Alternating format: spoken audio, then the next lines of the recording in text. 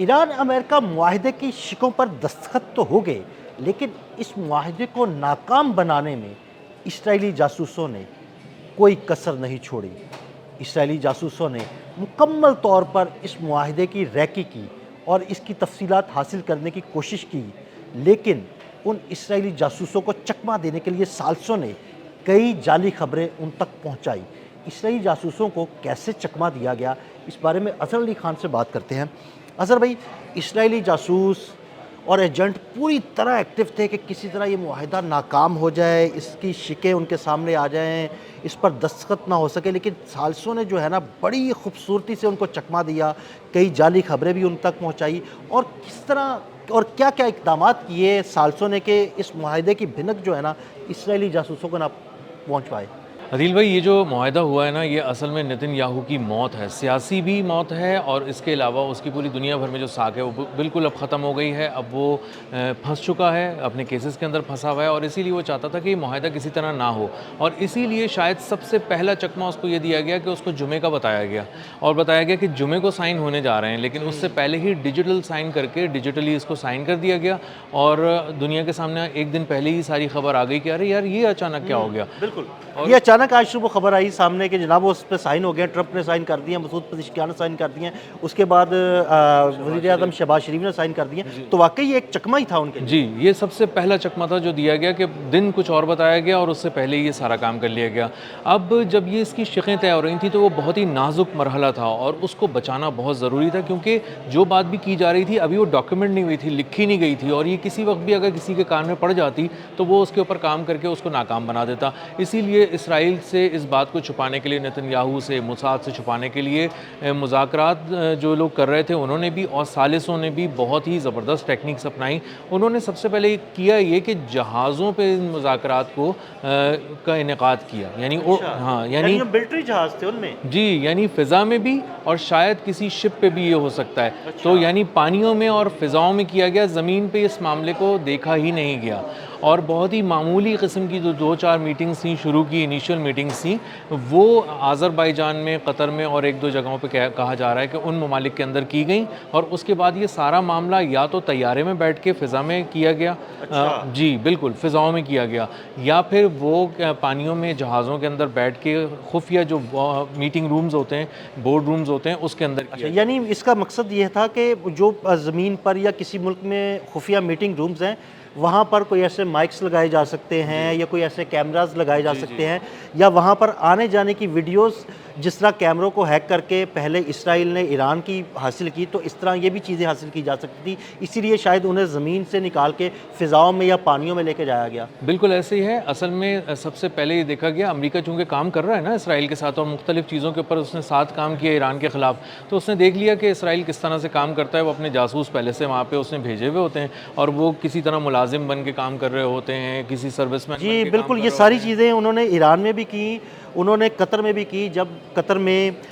Hamas کے مذاکرات ہونے تھے، اور وہاں پر بالکل اسی لوکیشن کو ٹارگٹ کر کے اسرائیل نے اٹیک بھی کیا، تو ساری انفارمیشن تو ان تک پہنچ جاتی تھی، جاسوس پہنچا دیتے تھے۔ جی بالکل ایسا ہی ہے، اور اسی لیے ڈونلڈ ٹرمپ نے اس کو خفیہ رکھا ہے، ان معاملات کو، وہ دیکھ چکے تھے کس طرح کام کرتے ہیں، بات کرتا تھا لیکن اگلے دن چیز کچھ اور ہوتا ہے، چیز کچھ اور ہو جاتی تھی، اور خاص طور پہ انہوں نے جو بھی یہ جو مسودہ تیار کیا، وہ بار بار نتن یاہو مانگتا رہا، ڈونلڈ ٹرمپ سے براہ راست ہی مانگتا رہا، یعنی یہاں تک لکھا ہے کہ التجائیں کرنے پر آ گیا کہ کسی طرح مجھے 1-2 شقیں سے بتائیں نا کہ آپ کیا طے کرنے جا رہے ہیں، تو ڈونلڈ ٹرمپ نے بہت ہی زبردست بات کہی اس کو، جس کے بعد وہ بالکل خاموش ہو گیا۔ ڈونلڈ ٹرمپ نے کہا کہ یہ امریکہ کی قومی سلامتی کا ڈاکیومنٹ ہے، اور یہ میں آپ کے ساتھ شیئر نہیں کر سکتا۔ یہ ایک آفیشیل جواب بھی ہو گیا، ایک تڑی بھی لگا دی انہوں نے، اور ساتھ میں سمجھا بھی دیا کہ تمہاری ویلیو اب وہ نہیں رہی جو پہلے کبھی ہوا کرتی تھی۔ بلکہ اس بارے میں نے یہ بھی سنا ہے کہ جو اس سارے معاملے کی خط و کتابت تھی، ایک دوسرے کو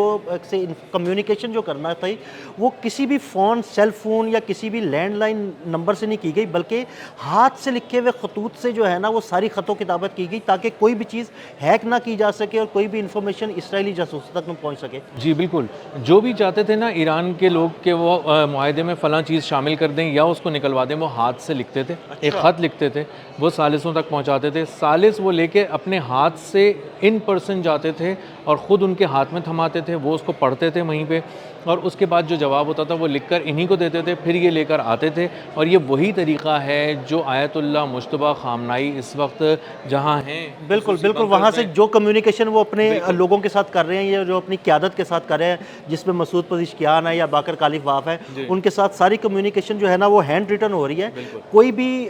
وہاں پر جاتا نہیں ہے، صرف ایک ہاتھ سے لکھا ہوا خط جو ہے نا بھیجا جاتا ہے. وہاں پہ کوئی گیجٹس نہیں ہے، کسی طرح کی کمیونیکیشن ڈیوائس نہیں ہے، کوئی موبائل فون نہیں ہے، کوئی ٹی وی نہیں ہے، کوئی ٹیلی فون نہیں ہے. ہاں جی، وہ اس لیے نہیں ہے نا کہ دیکھیں اسرائیل موبائل فون کو، ٹی وی کو، پیجرز کو، کیمرے جو سیکیورٹی کیمرے ہیں ان سب کو ہیک کر لیتا ہے، اور جیسے ہی وہ ہیک کرتا ہے اس سے ان کی لوکیشن معلوم ہو جاتی ہے. جی، اور اس کو تباہ بھی کر دیتا ہے. اس نے لبنان میں حزب اللہ کے ساتھ کیا، 3000 پیجر اچانک پھٹ گئے. تباہ کر دیے. جی، اور اس سے کافی سارے لوگ زخمی ہوئے، اور اس سے اندازہ ہوا، نتن یاہو نے کہا کہ ہم ہر موبائل فون کے اندر موجود ہیں، یہ بات ذہن میں رکھنا. تو یہ بات ڈونلڈ ٹرمپ نے اپنے ذہن میں رکھی کہ ہر موبائل فون کے اندر موساد ہے. تو اسی لیے انہوں نے اب کوشش یہ کی کہ کسی طرح اس معاہدے کو چھپائیں، اور وہ اس میں کامیاب ہو گئے. ثالثوں نے بھی چھپایا، ہاتھ سے لکھ کر یہ ساری بات کی گئی، کسی گیجٹ کا استعمال نہیں کیا گیا، خفیہ مقامات پہ میٹنگ کی گئی، فضاؤں میں کی گئی، سمندروں میں کی گئی، اور ایسی جگہوں پہ کی گئی جہاں پر کوئی اور ڈیوائس، کوئی کمیونیکیشن، کوئی سیٹلائٹ اور کسی طرح کی بھی آپ کوئی کان سن نہ سکے، چاہے وہ ڈیجیٹل کان ہو یا ہیومن کان ہو. وہ کہتے ہیں دیواروں کے بھی کان ہوتے ہیں. جی بالکل. تو وہ ان دیواروں سے بہت دور یہ مذاکرات کیے گئے، اور اس کے بعد انہوں نے اس معاہدے کو بہت مشکل سے بچایا. اس کی وجہ یہ تھی کہ جس طرح یہ نتن یاہو کی موت کے پروانے پہ 3 لوگوں نے دستخط کر دیے ایک طرح سے. یہ موت کے پروانے پر دستخط ہے. بالکل، سیاسی موت بھی ہو گئی ہے اس کی، اور اب قانونی موت بھی ہونے جا رہی ہے جب وہ عدالتوں میں پیش ہوگا اپنے کرپشن کیسز لے. بالکل. اور اب اس کے اوپر ساری چیزیں ہو چکی ہیں، اب اس کو صرف سزا سنانی رہ گئی ہے. کسی وقت بھی آپ دیکھیں گے کہ فیصلہ آ جائے گا. اس کا جو پاپولیرٹی کا گراف ہے، مقبولیت کا جو گراف ہے، وہ بہت گر گیا ہے، اب 24% پہ آیا ہوا ہے. اس کا مطلب یہ ہے کہ اگلا پرائم منسٹر نتن یاہو اسرائیل کا نہیں ہوگا، اور یہ تقریباً بات طے ہو چکی ہے. اور ناکام انسان سے ویسے بھی دوریاں اختیار کرتے ہیں لوگ، کامیاب لوگ. اور ڈونلڈ ٹرمپ نے جان چھڑا لی. انہوں نے بین گویر جو اس کا رائٹ ہینڈ ہے، اس کو انہوں نے امریکہ کا ویزا نہیں دیا، اور رلا دیا، فنگر پرنٹس مانگے، 10 سوال کیے، مطلب جو ایک عام آدمی سے کیے جاتے ہیں اس طرح اس کے رائٹ ہینڈ سے سوال کیے گئے. اور انہوں نے KC-135 ریفیولنگ ٹینکرز نکال لیے اپنے ایک ایک کر کے وہاں سے، اسرائیل کے تل ابیب کے جو بین گوریون ایئرپورٹ تھا ان سے. اور اس کا مطلب یہ ہے کہ ڈیپ انسائیڈ اسٹرائک اب اسرائیل ایران میں نہیں کر سکتا. ڈونلڈ ٹرمپ نے 2 چیزیں انشور کی کہ ایک تو معاہدہ بچائیں، امن کی راہ ہموار کریں، اور دوسرا اسرائیل کی وہ صلاحیت بھی چھین لیں جس سے وہ اندر جا کر ایران میں گھس کر دور تک حملہ کر سکے. اچھا اظہر بھائی، اس سارے معاملے میں فیک نیوز کا بڑا عمل دخل رہا. یہودی ایجنٹوں کو کچھ فیک نیوز پہنچائی گئی تاکہ وہ یہ سمجھے کہ شاید معاہدہ کہیں اور ہونے والا ہے، کسی اور ڈیٹ کو ہوگا، یا اس میں یہ شکیں ہیں. لیکن اس کے بالکل برعکس جو ہے نا وہ سارے معاملات کیے گئے. عدیل بھائی، ایک مسودہ تیار کیا گیا اور وہ بتایا گیا کہ یہ فائنل ہو گیا ہے ڈرافٹ، اور بس اس پہ سائن ہونے، اور وہ ہر جگہ پھیلایا جانے لگا، اور بہت ہی خفیہ طریقے سے کہ بھائی کسی کو دینا نہیں، یہ تو بہت ہی اہم چیز ہے اور میں نہیں دے سکتا. اور وہ سمجھے کہ شاید یہی ہے بالکل حتمی مسودہ. موساد سینہ چوڑا کر کے وہ ڈاکیومنٹ لے کر آیا ہے نتن یاہو کے پاس کہ ہم تو اندر سے نکال کے لائے، ہماری پہنچ تو ہر جگہ پر ہے. نتن یاہو نے اس کو پڑھا، اس کے بعد اس نے کہا کہ ہاں یہ شقیں اچھی ہیں، یہ بری ہیں، میں اس کو ایسے کر لوں ایسے کر لوں. اور اس کے بعد اس نے ڈونلڈ ٹرمپ سے رابطہ کیا ان شقوں کے معاملے پہ کہ یہ کیوں ڈال رہے ہیں آپ اپنا ہرمز والی شق، اور آپ نئے ہرمز میں فلاں کام کیوں کر رہے ہیں. تو اس نے کہا کہ یہ نیشنل سیکورٹی کا معاملہ ہے، میں کچھ نہیں کہہ سکتا ابھی. اس کو مسلسل ڈونلڈ ٹرمپ نے، جو سب سے بڑا چکمہ ڈونلڈ ٹرمپ نے دیا کہ اس کو الجھا کے رکھا، اور ایک فیک ڈاکیومنٹ کو سچ بنا کے پورٹرے کرتے رہے، اس پہ گفتگو کرتے رہے، اس پہ تجاویز کا تبادلہ ہوتا رہا. اور بعد میں